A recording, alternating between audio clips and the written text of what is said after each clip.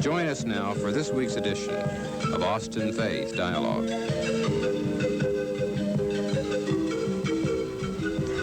The end of this month offers Austinites a unique opportunity to experience the rich tapestry of Jewish heritage. The Celebration of Jewish Arts and Culture, CJAC, opens on the 30th of November, and today on Austin Faith Dialogue, we will meet the people behind this premier event. I'm Ruth Landsberg, your host for today's show, and joining us today are Bill Auerbach, the executive producer of the celebration, Itzik Gottesman, an instructor of Yiddish in the Department of Germanic Languages at UT, and Eloise Gold, a performance artist here in Austin. I'd like to welcome you all to our show. Thank you. Bill, tell us a little bit about this celebration. How did it come about? Well, last year, I have a klezmer band. I'm a musician as well. And last year, I produced several performances throughout Texas and, of klezmer music. And I had one here, and I discovered that there was a real interest in Jewish arts, basically. The concerts were very successful, and I decided I was going to do something other than that, and Eloise and several other artists approached me after our concert and said that they were interested in doing something too. So let's back up a second Sure. and discuss what klezmer music is. Oh, okay. Well, klezmer music is it's music from Eastern Europe. It's Jewish music, and it was played throughout Europe by Jewish musicians, and not only Jewish musicians, but a lot of gypsy musicians, and they all basically played together, and they had to pick up local styles since it was a folk music. And that tradition's been carried to this country. Yeah, and lately there's been a revival of klezmer music, and which is where the present definition of the music comes from. So that's really the event, your concerts last year that sparked this interest between the visual arts and music and dance. Yeah. We had after our concert, which the one in Austin that we had sold out, and there was overwhelming interest in what we were doing. A lot of artists came forward and said, well, hey, I'm Jewish too. I'd like to get involved. I'm an artist. This is great stuff. So that's what's unifying about the celebration is the performers and some of the subject of the art and the dance and the music is Jewish? Yeah. Some of it is it has Jewish content. Some of it doesn't. Some of it's performed by Jewish artists, but not necessarily Jewish subjects. But to me, all this is part of Jewish art because these are Jews doing it.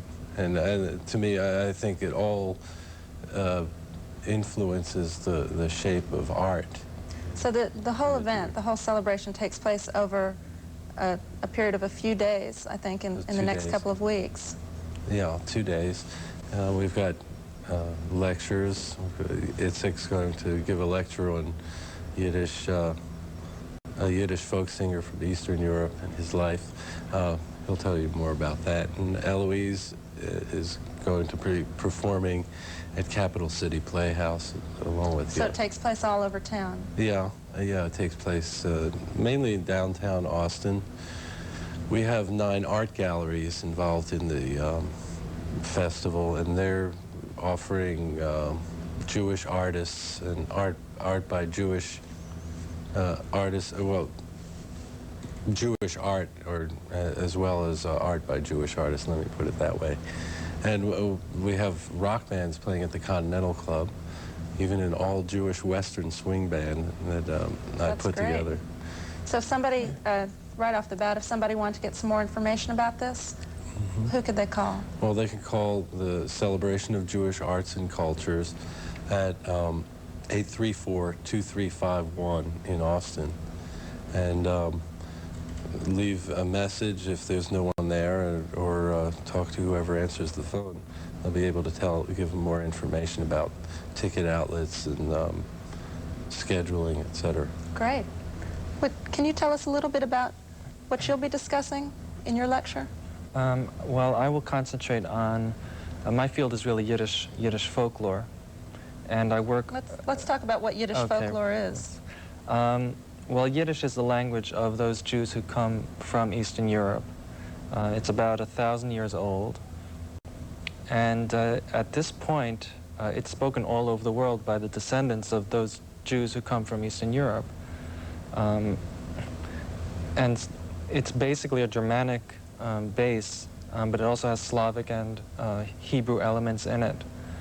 And I'll be talking about a particular singer, a folk singer of Yiddish from Eastern Europe, talking about what kind of songs she sang,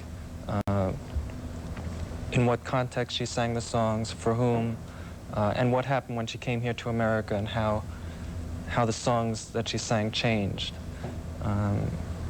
Primarily, Yiddish folk singing in Eastern Europe was mainly by women, and it was mainly unaccompanied.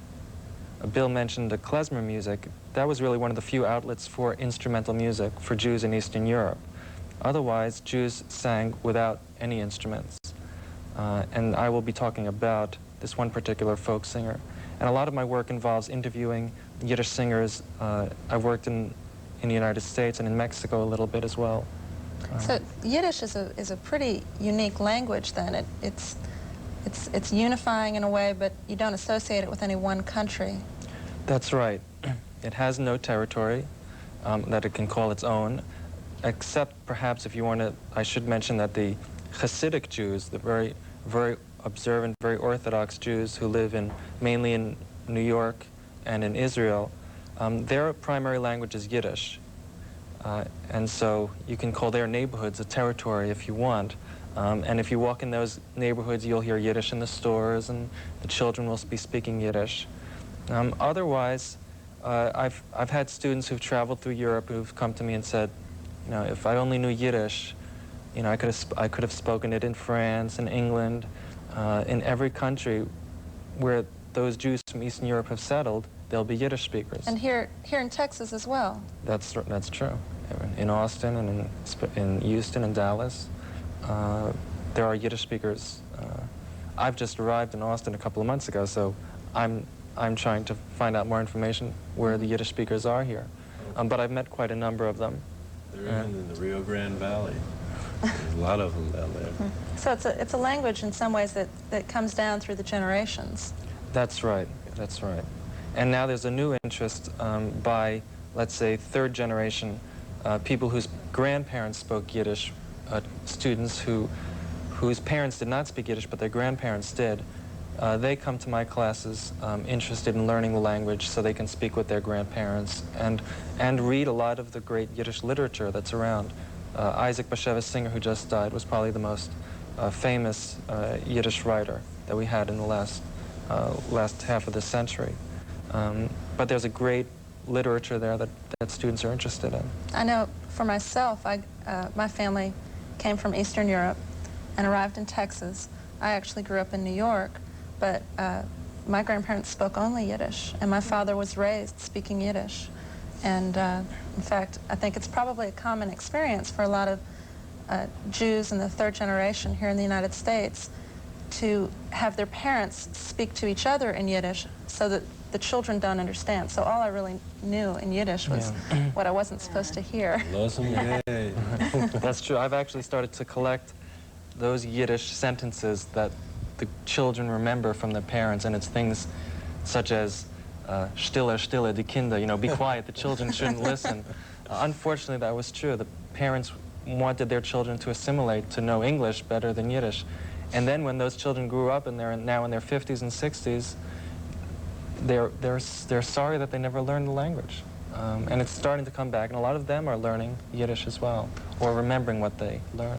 So what's interesting to me is that this is really happening here in Austin, that has a relatively small Jewish community. and it's pretty vibrant. I mean, actively pursuing Yiddish, and not just Jewish students, I imagine. No, because of the literature, there are non-Jewish students. Some people who are interested in Germanic languages in general come to study Yiddish. It's also, Yiddish was for many years the language of, Yiddish literature in the Middle Ages was really for women. So a lot of women interested in women's studies come to study Yiddish as well, because it was, Yiddish literature until the 19th century was really for women. It was assumed that they didn't know Hebrew, and so everything was written in Yiddish for them, which was the vernacular. That's what the Jews spoke. So there's a lot of people coming to Yiddish from various angles. And of course, there's the very religious connection with the Hasidic Jews, certainly being the fastest growing sector of Yiddish speakers. And if you're interested in Hasidism, you really should know Yiddish. So there's a lot of things, I think, going on in the Austin Jewish community that are unifying, and I think the celebration of Jewish arts and culture is going to be a unique first-time event to bring them together.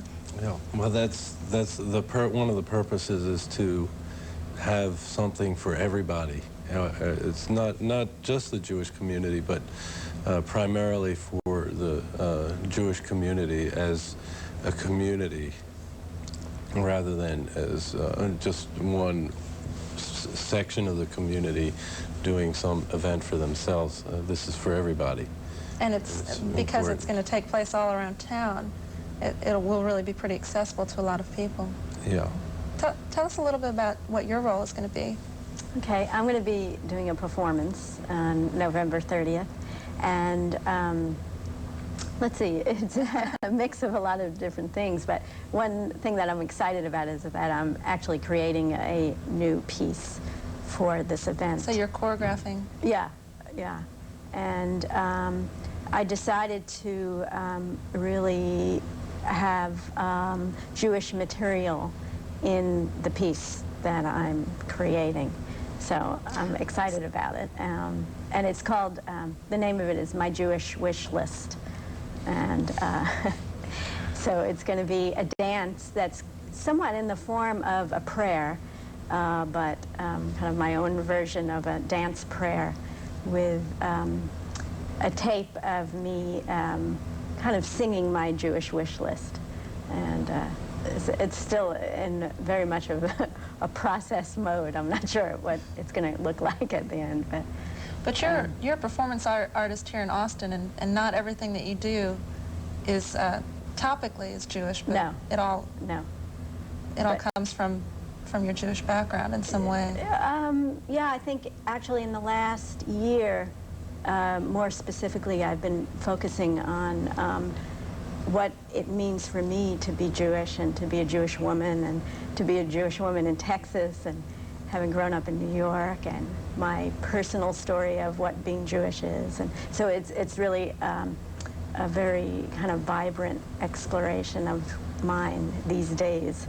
So that's one reason why I'm excited about the festival. Do you feel like that's sort of going on in the community at large, that a lot of Jewish artists here in Austin are stepping back and looking at what's cohesive and I'm not sure, because I think in a way this will be the first time that Jewish artists are coming together. So I think there's going to be a lot to learn, and we'll probably know more afterwards about what people are up to and what their interests are. Yeah, I know a lot of artists tend to be not so religious because of, well, for instance, a lot of musicians have a problem with having to work on the Sabbath, and so they tend... What's the problem there? Well, Friday and Saturday are very big days for musicians to work. Most people are entertained that... But the Jewish law forbids working on the Sabbath. On the Sabbath, which begins Friday evening and runs all day Saturday. So I've discovered that there are a lot of rock and roll musicians and jazz musicians and pop musicians that are not involved haven't been involved, rather, in the Jewish community for a long time. And a lot of it is because they've had to assimilate in order to work, you know, in order to make a living. I've seen that happen, seen that all over the country. And I mean, if we were in Israel, it would be a different story. There wouldn't be that problem. The rock music would probably be happening Saturday night and Sunday night, as opposed, or Thursday night. So that has been something. People have come forward and said, well, hey, I'm Jewish, I'm an artist, you know. Well, that tradition is pretty strong in Judaism, the commandment not to work on the Sabbath and to observe it as a day of rest. And I think it's always posed some... I would just add that there's additionally, men are not supposed to hear the voice of a woman singing. So that's traditional observant Jews will walk out of a room if they hear a grown woman singing a song. So that was... What's the story behind this? Well, it's I guess the thinking is that a voice they will find it attractive, and that, you know, that kind of thinking. And so I know my grandmother had that problem. She was a great singer, and her brother, who was Hasidic, at a certain age, he loved to hear her sing, but at a certain age, he eventually had to leave the room. Though the legend goes that he didn't go too far out of the room, just outside the door. But that also is quite true. It's still true today. I mean, with very Orthodox Jews, they will not stay for a woman singing. In fact, some of the people involved in the festival won't be present at certain things because of the women singing, and their participation will come through the women handling their part in the festival at that point, so that they won't be tempted. I was pretty surprised when I first learned about the event at the scale. It's really a very big event, and I imagine the scheduling and the coordination, since it's taken place so well in advance, and you have to deal with a lot of issues like multiple locations and not working on the Sabbath. It's probably been quite an undertaking. Oh yeah, it's well, this is something I started developing last November, a year ago, and I've been working on it steadily for a year now. It's been very difficult. Oh yeah, it's at least 80 or 100 hours a week probably, and even more than that. It's mainly that we have a lot of artists involved. There are over 80 artists and 14 venues, including the art galleries, and coordinating everything has been a big chore. My wife, Dottie, has been a big help. And I'm sure that I know that there are other co-sponsors in the community. Right. Have they been supportive? Oh yeah, the Jewish Community Center is co-sponsoring the festival, and they're helping me in a big way in Austin with publicity and just general support for what I'm doing, and I really appreciate that.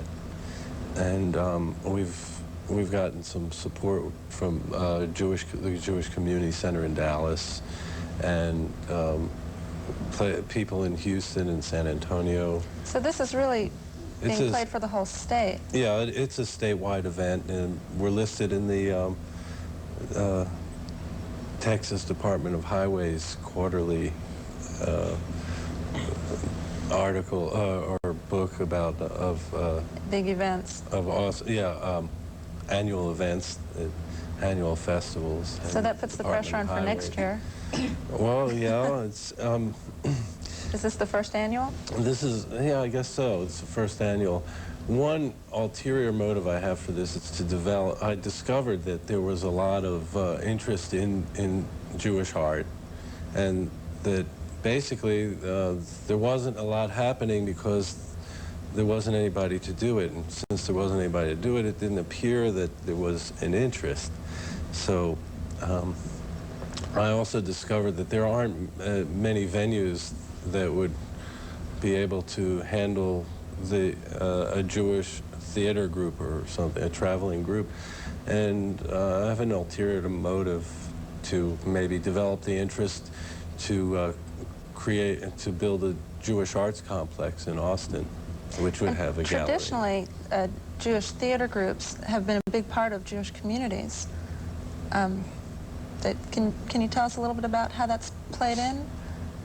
Well, I don't know about here in Texas because I'm thinking just traditionally in the last century, and how it's how Jewish theater groups in Eastern Europe were a big part of the Jewish community, a very central focus, and how it's transferred to the United States has been sort of interesting and different to each community. Well, actually, the Yiddish theater was, with some circumstances, was actually was much stronger in the United States than it was in Eastern Europe to begin with. I mean, the modern Yiddish theater is only 100 years old, really. I remember it had to break away. The idea of theater is secular in itself, so it had to break away from the traditional Jewish life. And it really developed in New York, on the Lower East Side. That's where all the great Yiddish theater stars became famous, and then they went to Eastern Europe and performed. Eastern Europe then developed its own great Yiddish theater, but it's in a funny way, the United States really provided the great stars of the Yiddish theater. And their traveling troops traveled through the United States, traveled all through the world. On another level, once Yiddish theater developed, there was a great movement for amateur troops, and maybe that's what you mean. But develop, semi-professional or amateur Yiddish troops developed in every little community, and performed Yiddish plays and got people involved in Jewish arts. I mean, that was a lot of people's first experience with Jewish art, was the theater in that sense. And you have to remember that Milton Berle said that there wasn't any humor in America other than Mark Twain, till the Jewish until the Yiddish theater people showed up. I know a lot of people who would disagree with that. That's probably true. Tell us a little bit about some of the other things that will be going on that aren't represented here. Okay, well, we have a lecturer who's coming down, speaking of humor. He's going to lecture on Woody Allen and the Jewish American anxiety and his role in combating it. And he's, that's going to be happening at the Hillel Foundation. We also have the Continental Club on Saturday evening booked with Jewish band leaders and songwriters, including Emily Cates and Gene Caffeine and Carol Weiss, and a band called Ship of Fools, and a rockabilly band called High Noon. And will you be performing as a musician? I'll be playing with the Yiddish Cowboys, which is a country and western band, a western swing band, comprised of people from Kinky Friedman's old band and Alvin Crowe's band, and Asleep at the Wheel, and several other excellent musicians, including... You also play with your klezmer. Pardon? Oh yeah, my klezmer band will be playing Sunday at the festival concert, which will be a crafts bazaar and Yiddish. And that's really the central event, is this big bazaar. And yes, where is that? That's going to be at the Austin Opera House Ballroom, and we'll have we have about 20 crafts people that are going to be exhibiting their wares for sale, and several of the organizations are going to be have some booths there. We're going to have some kosher food and Middle Eastern food, and a folk dancing group, and the Austin Klezmorim and Bisamim and Ramon Tassat's band, and It's a lot going on. all the ethnic music and art will be there. And have you sensed a pretty big response from the arts community at large here in Austin? Oh yes, very large, and we have a big. We're actually doing well on advanced ticket sales. I'm kind of concerned that we're going to run out of tickets soon, because it's my first year, so I kept it fairly small. We're limited to about 1,500 tickets for the whole state, and that creates... It's an extraordinary demand. Well, last year when I did my klezmer concert in Austin, we had 300 people show up, and in Dallas there were 500 about. In Houston we had several hundred. So I know that the interest is there, and about a third of them were not Jewish too.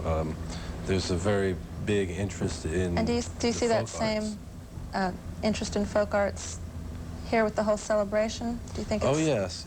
I see that a lot of people are interested in